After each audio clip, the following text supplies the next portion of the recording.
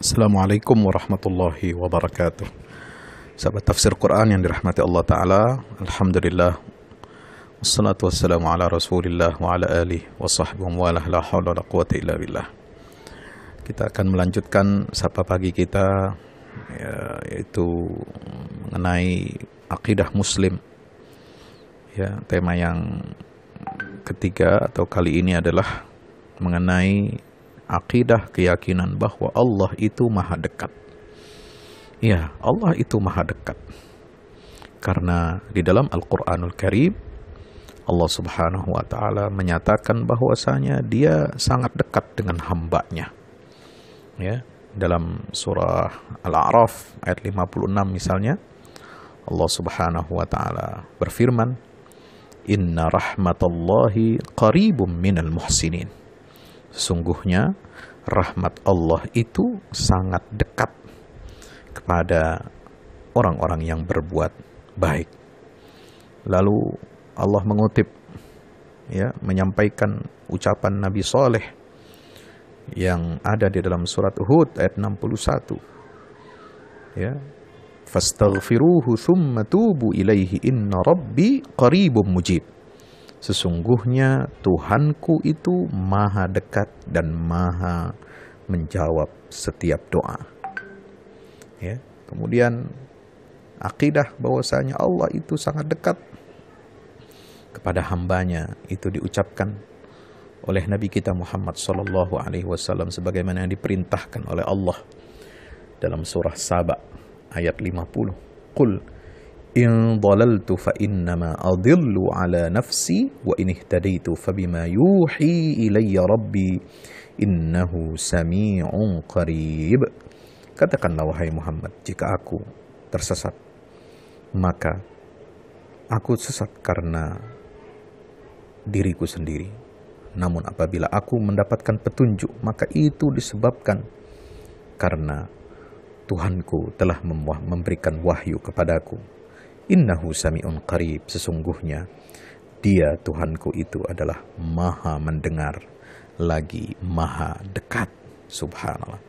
Jadi akidah Islam menyatakan bahwasanya Allah itu sangat dekat kepada kita. Subhanallah. Apalagi Allah subhanahu wa ta'ala mengatakan wa nahnu aqrabu ilaihi min hablil warid. Sesungguhnya kami, kata Allah, itu lebih dekat kepada hamba daripada urat nadinya sendiri. Subhanallah. Maka setiap muslim harus merasa dekat dengan Allah subhanahu wa ta'ala. Karena kedekatan tersebut itulah yang membuat hamba Allah selalu merasa diawasi. Sehingga dia tidak berani menyimpang dari ketentuan-ketentuan Allah ta'ala. Diriwayatkan oleh Imam Ibnu Jarir dan Ibnu Abi Hatim radhiyallahu anhuma bahwasanya satu ketika seorang Arab Badui mendatangi Nabi SAW. Lalu Arab Badui itu berkata, Allah itu dekat atau jauh?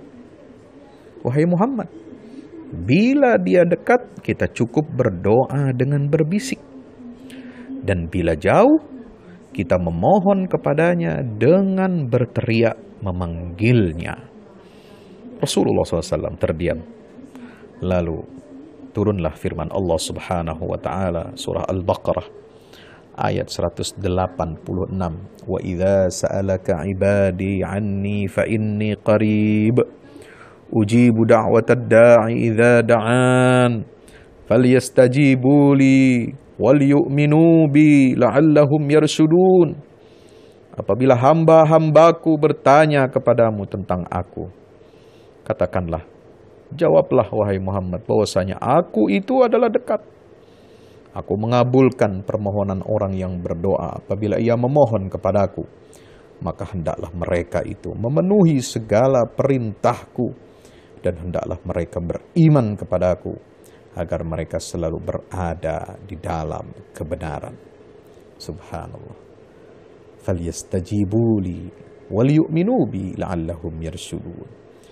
Syarat Allah memberikan syarat agar doa kita diijabah oleh Allah. Meskipun Allah itu dekat, sangat dekat dengan hambanya, dan dia pasti menjawab doa setiap hambanya. Tetapi Allah meminta kita agar kita bagaimana? Falyastajibuli. Hendaknya kita ini selalu memenuhi segala perintah-perintah Allah.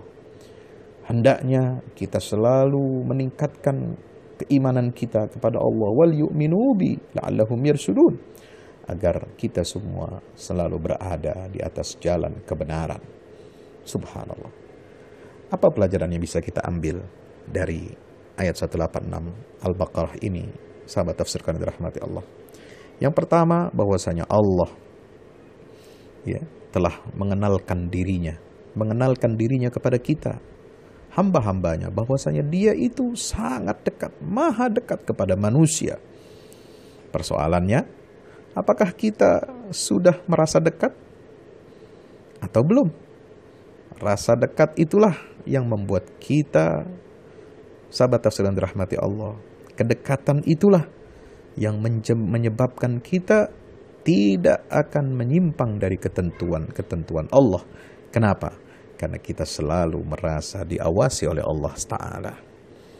Yang kedua, sahabat tafsir yang dirahmati Allah, doa adalah merupakan inti ibadah. Ketika kita berdoa, maka setiap kita harus yakin bahwa Allah Subhanahu wa Ta'ala pasti mengabulkan doa kita.